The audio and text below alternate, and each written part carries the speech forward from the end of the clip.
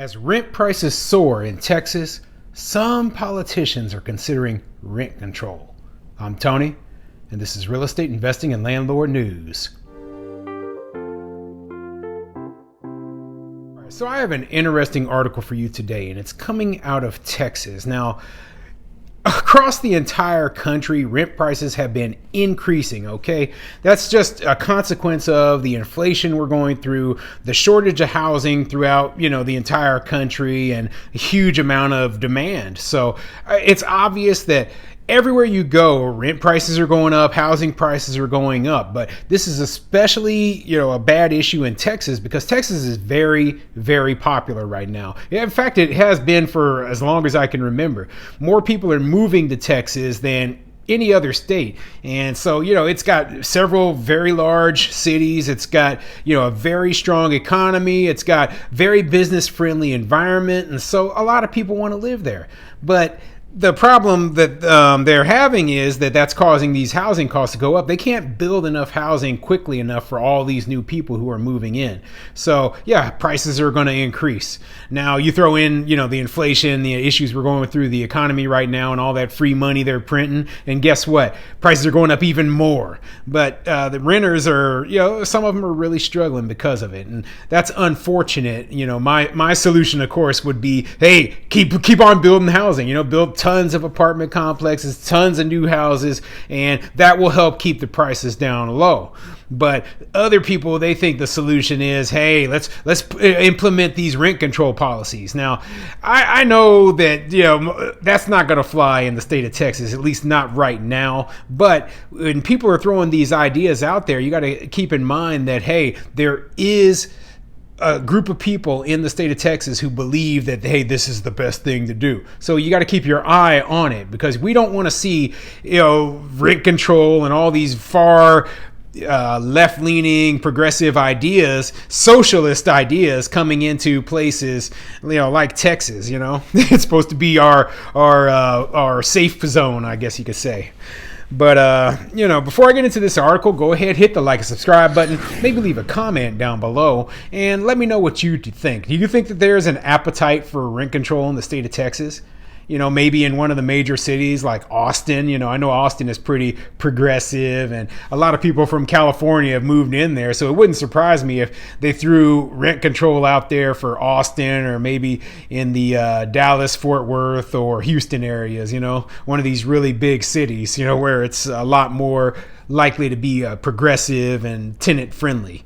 But who knows? I personally don't think it's possible right now, but who knows? Anyway, this article is coming from the TexasTribune.org, and it says, Texas tenants hit with soaring rent increases see little relief in sight.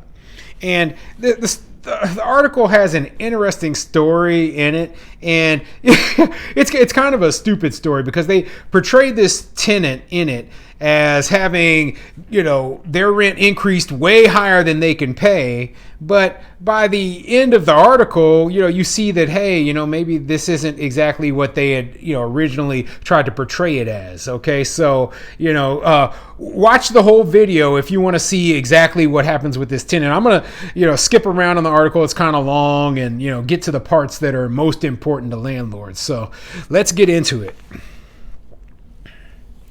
Approaching the end of 2021, Rebecca Brown had a tough choice to make.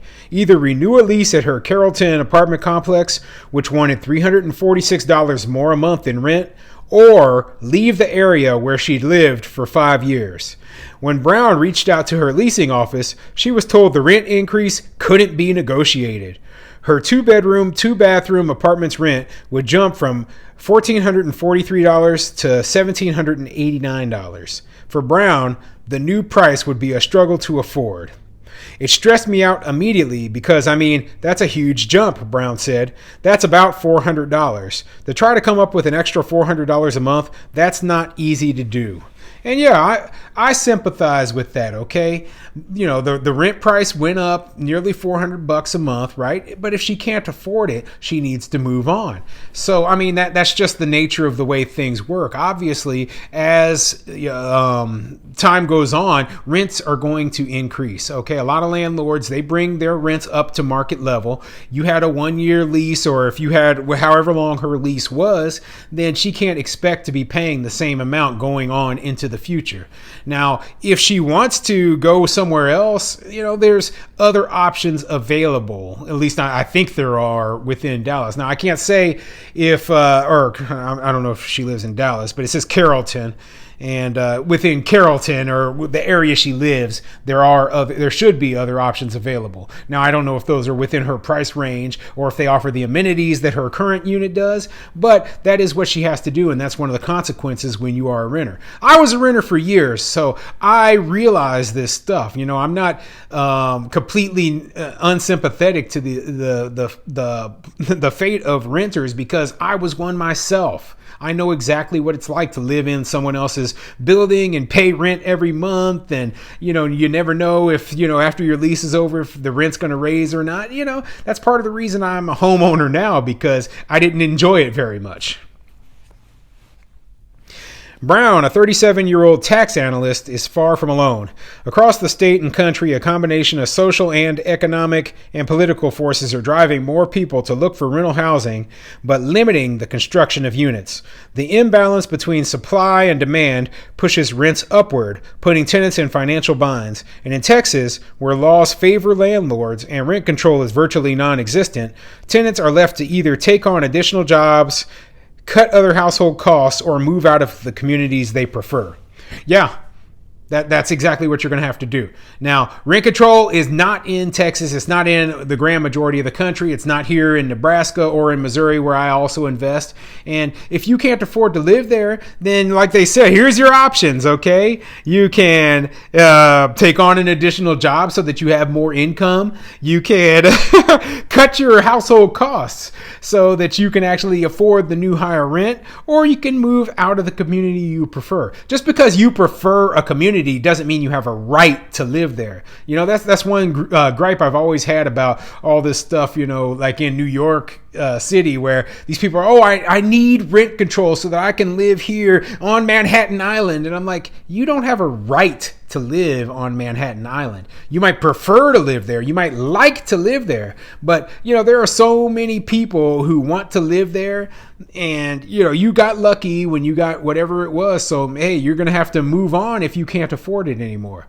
So that's just the way it is. But, you know, like that last paragraph said, all of a sudden they brought up rent control. And that's really what this article is about. They're wondering why can't we have rent control here in Texas? Oh, yeah. They don't realize that rent control doesn't work. That's why they don't have it in Texas. OK, the politicians there, you know, they don't like it because it doesn't work. OK, it's ridiculous. But let me skip over and see if I can find. Okay, here we go. In cities like New York and Los Angeles, rent control limits how much housing costs can increase on some units. And while such policies protect some tenants there, overall rental prices can still jump. And that paragraph there is pretty important, because you would think, rent control is helping so many people. But you notice that LA and New York have some of the highest rents in the entire country. And overall, even this paragraph says, overall rents still go up.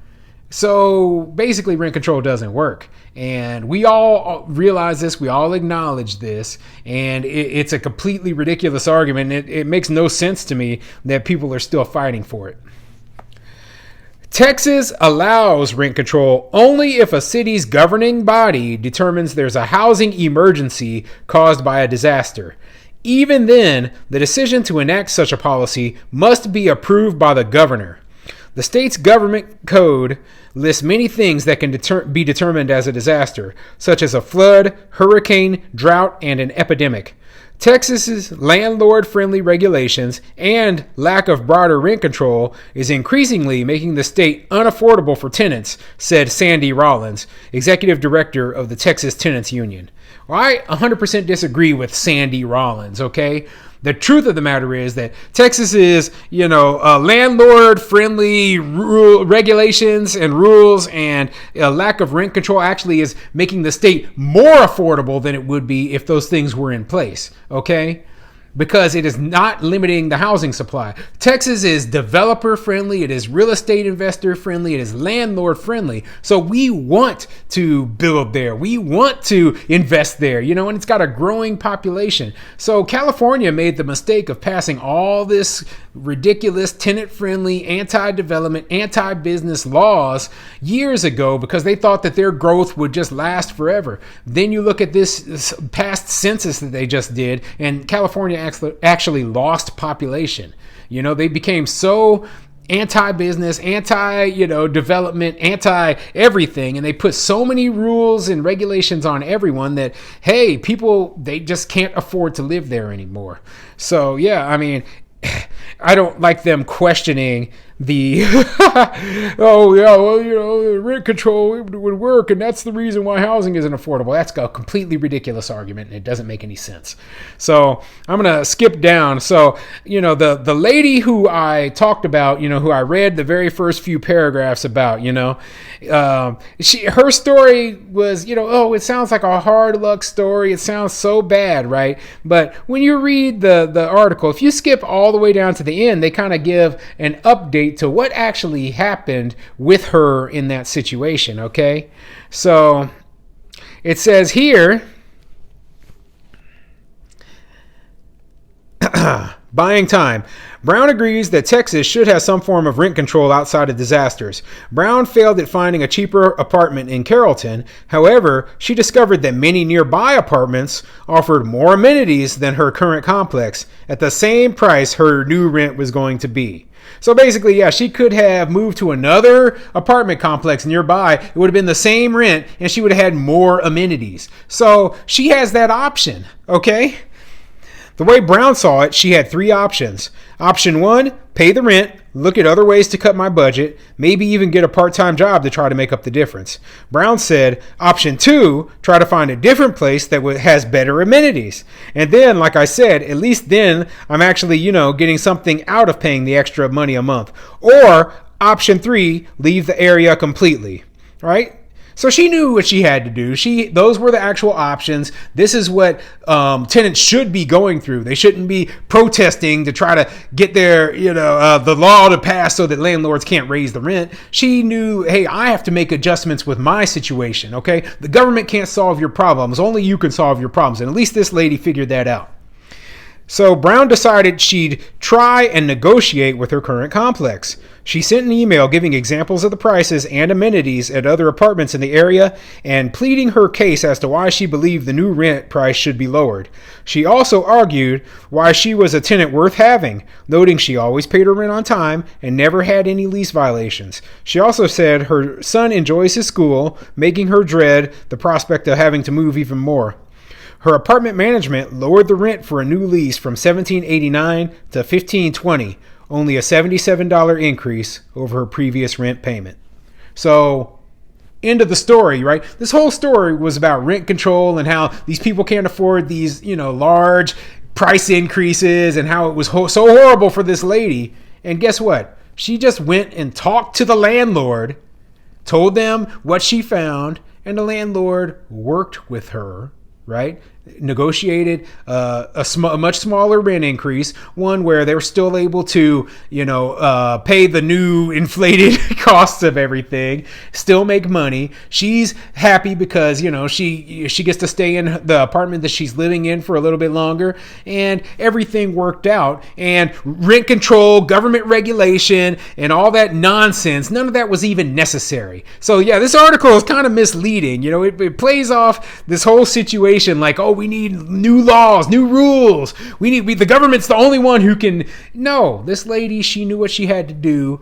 She was able to negotiate with the landlord. The landlord was willing to work with her, and everything worked out. And that's the reality of the situation. Okay, this isn't some kind of, oh, we don't listen to anybody, we'll never negotiate, we have to have our rent increases. No. Okay, we're business owners, we know what we need to do, the tenants know what they need to do, and everything can work out if you allow the markets to do their thing. So that's why, this article is a complete joke. I mean, it talks about rent increases and all that, but hey, that everything, it's not what it seems to be. Okay.